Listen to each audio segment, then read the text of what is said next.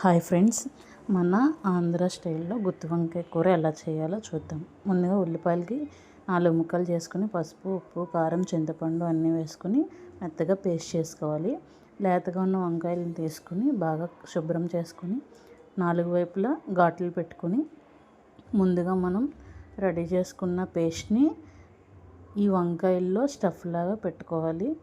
మనం తీసుకునే వంకాయలు లేతగా ఉంటే చాలా త్వరగా మగ్గిపోతుంది కూర కూడా. మంచి టేస్ట్ రావాలంటే మనం ఇలా చేసుకుంటే బాగుంటుంది. మీరు ట్రై చేసి కామెంట్ సెక్షన్లో కామెంట్ చేయండి. మనం రెడీ చేసుకున్న వంకాయల్ని ఆయిల్ హీట్ అయిన తర్వాత వంకాయలు మొత్తం అందులో వేసుకొని మూత పెట్టుకోవాలి. చూసారా ఎంత సాఫ్ట్గా కుక్ అయిపోయినాయో. మనం కావాలంటే కొంచెం సాల్ట్ వేసుకుంటే పైన ఆ చప్పదనం అనేది రాకుండా ఉంటుంది. ఇప్పుడు మిగిలిన పేస్ట్ కూడా మనం దీనిపైన వేసేసి బాగా కలిపేసుకొని మూత పెట్టుకుంటే గుత్తి వంకాయ